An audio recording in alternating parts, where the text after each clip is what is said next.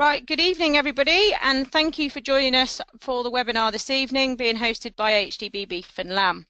My name is Katie Bryan and I'm Knowledge Transfer Manager for Beef and Lamb within AHDB, and I'm delighted to bring you tonight's webinar on Artificial Insemination and Synchronisation in the suckler herd. Our presenter this evening is Amy Fawcett from AHDB Beef and Lamb. Amy has been AIing cows for over 10 years, working for two breeding companies as reproductive management technician, and more recently for a vet practice doing AI, embryo transfer and IVF. She joined AHDB Beef and Lamb in October. Amy is planning to run through her presentation and then there will be time for questions at the end. You will all stay muted throughout the webinar, but if anyone would like to ask a question, then please type your question in the question box on the side of your screens and I will ask the questions to Amy at the end of the presentation. We have over 100 people registered for tonight's webinar, and I'd like to thank Elena, who is working behind the scenes and will endeavour to keep the webinar running as smoothly as possible. But please bear with us if we do encounter any technical difficulties, but these will hopefully be kept to a minimum. So without further delay, I will hand over to Amy for tonight's presentation. Good evening, everybody. Thank you very much for logging on. You'll have to bear with me this evening. This is my first time doing a webinar. It's quite an alien experience speaking to a screen rather than a group of people. As Katie said, this evening's webinar is on artificial insemination and synchronisation in the suckler herd.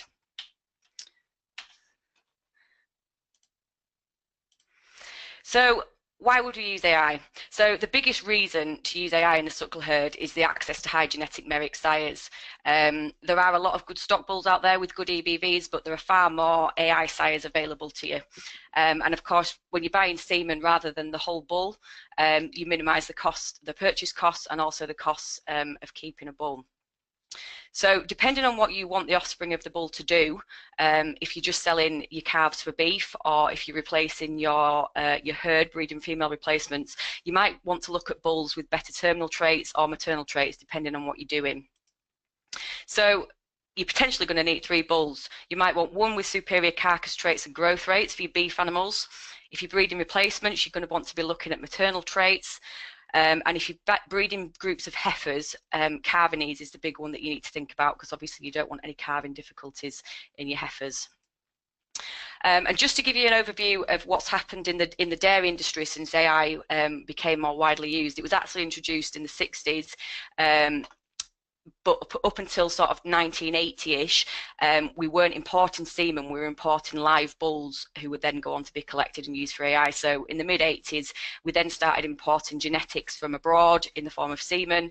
And as you can see, this is milk by year of birth. So this is the increase in milk yield from the mid-80s. There was a massive increase. So in the dairy herd, it really has paid dividends using AI, because obviously it gives us access to those high genetic merit sires. So bulls are great, don't get me wrong, but they have got some setbacks compared to using AI.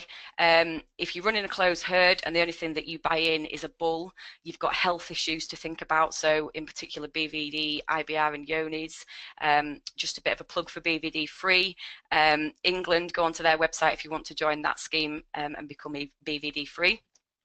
The cost of buying a high EBV bull can be quite high, so I'm sure you all get the Farmer's Guardian and the Farmer's Weekly and see the sales reports. The ones with superior genetics can be quite pricey. And then of course you've got your cost of keeping a bull. So AHDB ran some figures relating to this. So across the top here we've got the number of calves per bull per year, and this is the number of years that you keep the bull. So even if you're looking at 50 calves per year off the bull, you're still looking at a cost of £66, and that's based on the cost of purchase, the cost of feeding and keeping him, and the depreciation that comes with that. And it's based on the purchase price of £4,400. So you might say to me, well, I would never buy a bull for £4,400. So I've got some figures here on a purchase price of £3,000 and a purchase price of £2,000. And as you can see, the costs still rack up. So I suppose your problem comes if you've had maybe 30 calves off him, but then after the first year he's maybe not producing what you want. I don't know, he turns nasty or he gets a health problem and you have to get rid of him. And that's where your costs start to stack up. Also, if you're breeding your female replacements, you're going to have to swap him anyway, because obviously he can't serve his own daughters. So, you know, after 2 or 3 years, you're going to have to swap your bull or get another one. So there is a cost associated with buying and keeping a bull. When we're thinking about genetics and EBVs, why are they important? Estimated breeding values is what EBVs stand for. Now, don't get me wrong, I'm a sucker for a nice looking bull, but unfortunately, just because a bull looks nice when you buy him doesn't mean he's going to throw the calves that will perform well.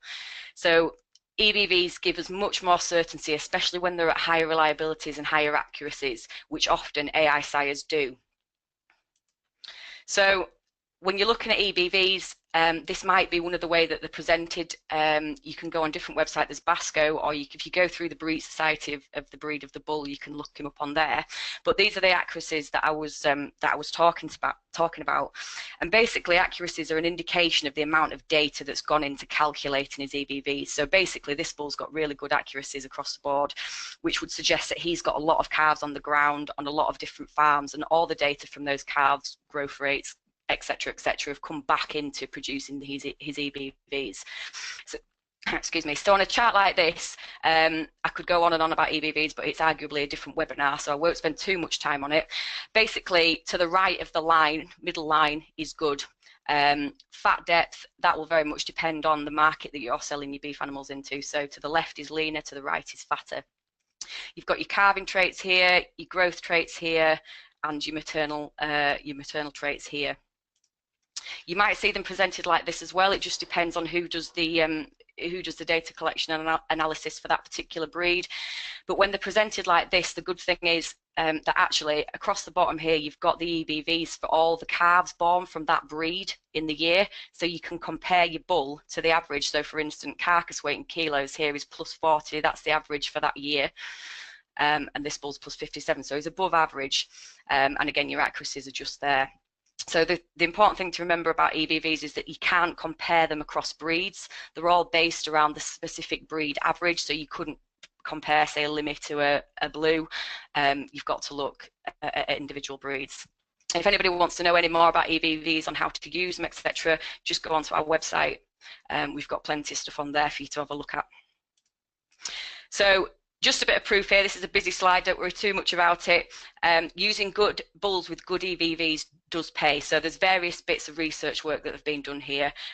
This was done by the stabilizers, used a bull in the top 10% of the breed for the EBVs. His calves were 42 and 56 kilos heavier at 350 and 500 days, which resulted in an extra £100 per calf. The Charolais here, they've seen benefits from using bulls with better calving ease, shorter gestation, and lower birth rates. So obviously that's reduced the calving issues and increased cow fertility because they've had no issues after calving. And the most recent work was done by Harper Adams, looking at semental bulls from the top 1% and the top 10% of EBVs for the breed. So that's both good. Top 10% is very good as well. But the bull in the top 1% had an extra value of £45 per bull calf.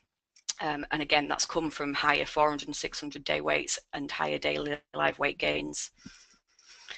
So back to the story of the webinar, how do we actually make AI work practically on farm?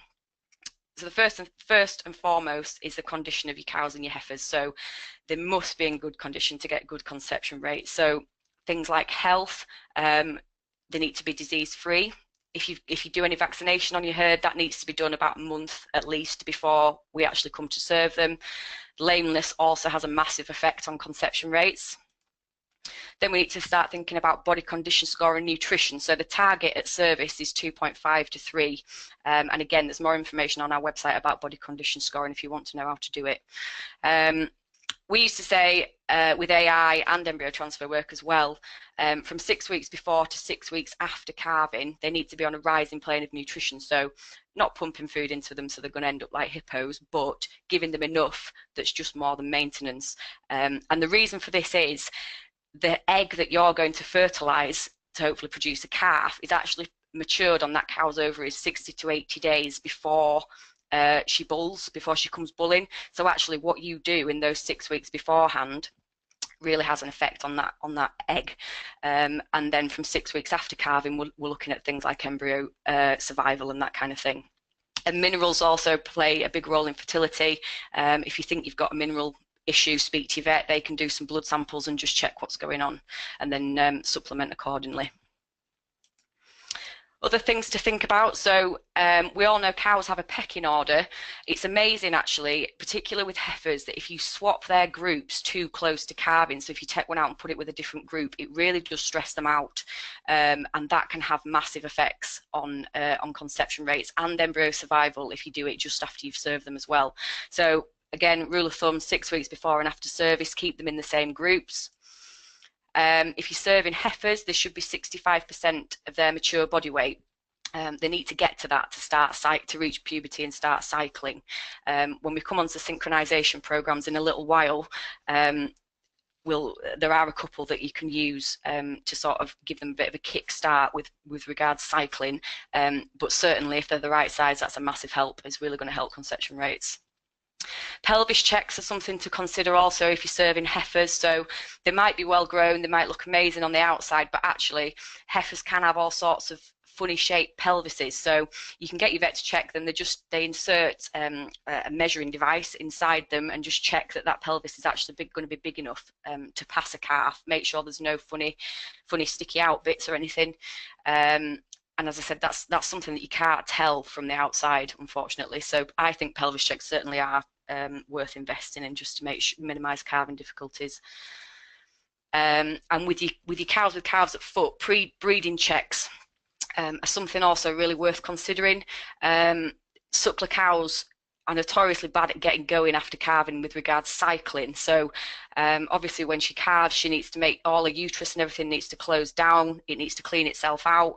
And the amount of times I've gone to serve a cow and actually uterus has just been full of pus, and there's nothing wrong with the cow. She's not got a temperature or anything. It's amazing what they can withstand. But actually, we've put her through a synchronization program, and I didn't, you don't realize until you get your hand in there that actually she's got a bit of infection. And damage, trauma from calving can affect the cervix. You can't pass through the cervix, or there's something wrong with the uterus.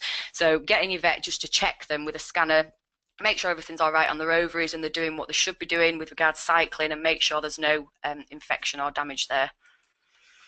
So practicalities of AI on suckler herds. So the biggest, the most feedback I get from this is farmers telling me that it's difficult to heat detect suckler cows, which yes, it is. I agree. It can be very difficult to heat detect suckler cows. If you've got them inside, then it's arguably a little bit easier. There's multiple things that you can use to help you. I know this is a dairy cow, but chalk works on beef cows as well, and you can actually get the thicker tail paint that stays on for longer, so you don't have to top it up every day. And obviously when she's bulling and she's been mounting, this all rubs off. Similar sort of principle with these things. It goes from that colour to that colour, and it just sticks on the top of a tail head there. And these are like scratch cards. They rub off when they're bulling. And you can actually get heat detection collars that will work when they're outside in fields. They stick a mast up in your yard, and it sends a signal back to tell you that they're bulling. Obviously, if they're out in the field, you need to think about your handling, whether you put a crush in the field, or if they're near your buildings, then it's not so bad to walk them back in. And if you are wanting to do AI off the back of natural heats, then as a rule of thumb, we say 15 to 20 minutes of heat detection, so watching them 3 times a day. Handling is arguably the most important thing when you're AIing cows, and particularly with your synchronization program. So there's just some pictures here of some really good handling facilities, but and I mean, obviously it's not just AI. Good handling facilities makes everything to do with cows much easier, much more stress-free for you and the cattle. My favourite things about handling, this door here is an absolute must. So this obviously shuts round and stops anything in the race from coming down the back of you when you're working at the back of the cow. That's really important. Take it from me, it's not a pleasant experience when you get squashed by a cow up here.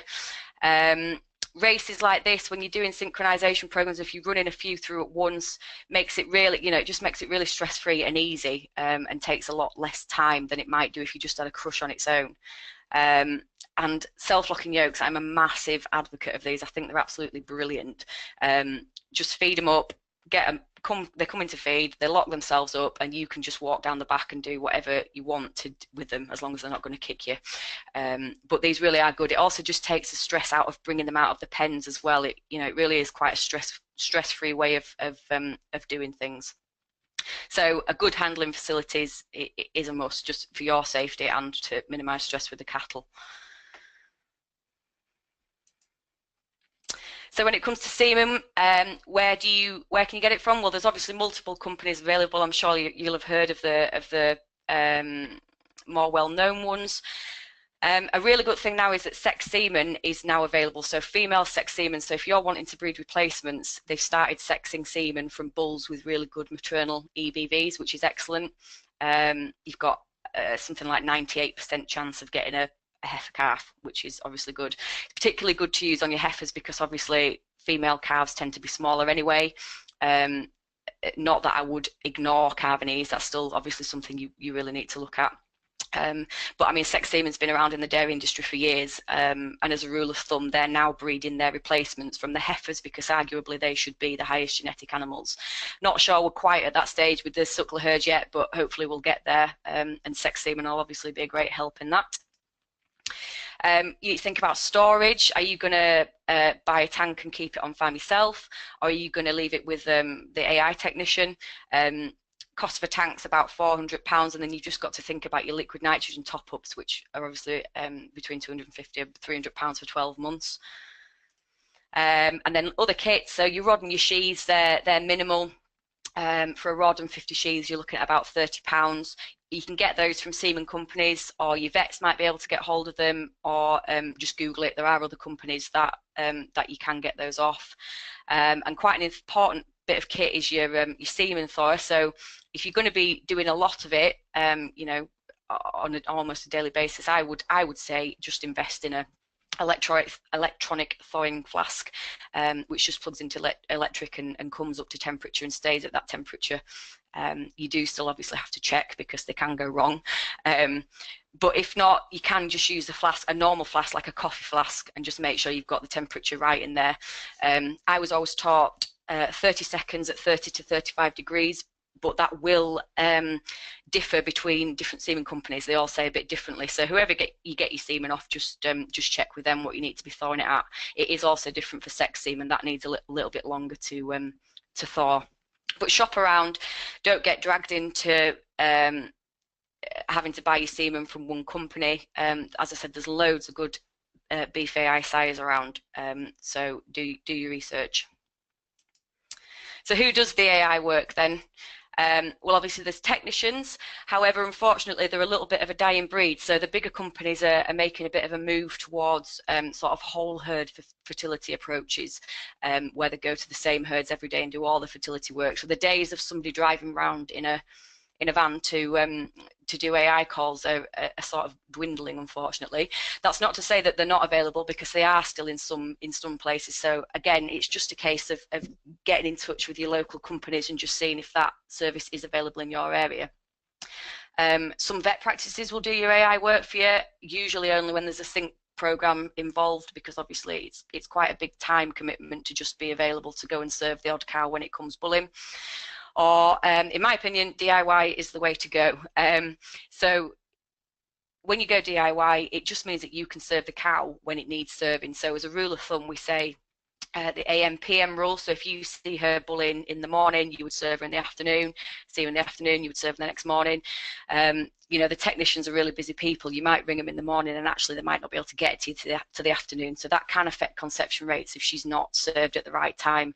If you're keeping her away from the group all day as well, waiting for a technician, she's going to get stressed out. That can affect conception rates. Just gives you a little bit of flexibility to take it in-house and be in charge of your own breeding. So at the moment, AHDB are offering 50% funding towards DIY AI courses for suckler farmers with over 30 breeding females. These courses are going to be delivered by West Point Vets and Farm Skills through Excel Vets training services. So I'll put some information right at the end, contact details, etc. But if you are thinking about going DIY, now might well be the time to do it. The only thing I will say about going DIY, if you're going to do a course, you need to be doing your course just before you've got a few cows to serve. So there's no point doing a course and then not serving anything for 2 months, because you will be rusty. The courses are excellent. You know, you'll come away knowing exactly what to do and being very safe at doing so, but you will have to come home and practice. If you're going to struggle for cows to serve, if you've got a few cull cows that you could just practice just picking the cervix up and putting the rod through, that's also beneficial. Local dairy farm might be able to help you out. They might have a few cull cows knocking around, but that is something just to think about. The courses that are being funded are 3 days long, and then there's a 1-day refresher within 12 months of you doing the course. So just for you to come back and check that everything's going all right and iron out any problems that you might have. So synchronization, you'll see this banded around quite a lot. Fixed time AI, FTAI. So that removes the need for heat detection. Basically, you serve them at a fixed time, whether they appear to be bullying or not. And actually, with synchronization programs, quite a lot of the time they don't look as if they're bullying. You know, they're not standing. But that's not to say that their ovaries aren't doing exactly what they should be doing. So the benefits of synchronization: you can synchronize groups so that they're much more manageable at calving. If you know that you're going to have a labour shortage at a certain point of the year, you synchronize them so that you know you're going to have people around to help you. Arguably, it's a good idea to calve your heifers at once, possibly before the cows, so that you can give them a bit of extra time and get them a bit of extra TLC, get them going before the rest of the herd calves. And it can also be used to tighten calving blocks. So if you've got a few stragglers that are just outside your block that you just want to tighten up, it can be used to do that as well. It's very much a management aid is synchronization. We've spoken about heat detection. It is possible, don't get me wrong. I know a lot of farmers that do it off natural heats, and it works very well. But actually, if you don't think that's going to be a possibility on your spot, then synchronization might be the way to go. So how does it work? So synchronization is the use of synthetic hormones. There's no hormones used that the cow doesn't already have in a body. It's just a case of giving them at certain times with the aim to artificially control the animal's estrous cycle and the synchronization of heat and ovulation. So there are absolutely loads of different variations depending on the cattle and the ability of you guys to handle them. If you do opt to go for one that requires less handling, just bear in mind that you might take a hit on conception rate. But the person to speak to about all this is your vet. They will be able to tell you exactly which synchronization program to use for which set of animals. So some work better on heifers, some work better on cows, some work better on ones that maybe aren't cycling as they should do. So definitely speak to your vet and they'll be able to advise you on the best one to use for your situation. So as I said, there's loads of them about, but here's just two of the more commonly used ones, just to give you a bit of an idea of what's involved and how much handling and the time scale and that kind of thing. So the top one here at day 0, GnRH is an injection, and a P4 device, I'll show you a picture in a second, but that's just a vaginal insert, so that sits in the vagina. Leave that in 7 days, pull that device out and give her another injection, and then it's fixed time AI 56 hours after you've done that with another injection. This bottom one's exactly the same sync program minus the progesterone device. So you're looking at handling them about 3 times. Just to give you an idea of how long each of these will take, say you were doing a batch of 10 animals, I would anticipate with a good handling system that this first bit would take between 20 minutes and half an hour. If you can run them through fairly quickly, this is going to be less. You'll do this in 20 minutes easily, because all you're doing is whipping that device out and giving her another injection. And then obviously this the actual insemination will depend on who's inseminating them for you. I would say don't rush this bit. There's absolutely no point in rushing that bit, because arguably that's the most important bit of the lot. So they're just a couple of examples that are quite commonly used. But as I said, there's a lot of different ones, so you really do need to speak to your vet about which one is going to be best to use. So talking about P4 devices, the most commonly used ones in this country are CEDAs and PRIDs. So there's your CEDA, there's your PRID. This is the applicator, so it just folds up and goes in there, and then you insert it into the vagina and press a plunger and it pops out. This one also has an applicator. Again, it just folds up and goes in. The most important bit with this is to remember hygiene. So if your vet's putting it in, you would hope that there wouldn't be any trouble with that. If you end up putting them in, please be clean, because actually if you put a mucky one of these in, she's going to end up getting a little bit of infection, which is not going to be good when you come to serve her. So, you know, make sure you wipe the vulva. If your applicator gets dirty between cows, give it a wipe, give it a wash, but be really clean about it. Another thing, just from a practical point of view, if you're using these in heifers, I strongly advise that you chop these strings a little bit longer. So these hang out the back of the cow, obviously, to enable you to pull them out. Heifers are really inquisitive, and if they see this hanging out the back of the friend, they quite often get hold of them and pull them out, which is a nightmare when you're doing a sync program, because you've got to start from scratch. So I would advise just chopping them shorter, so long enough that you can still get hold of them, but not so that they're blatantly obvious and any inquisitive lady is going to grab hold of them and pull them out.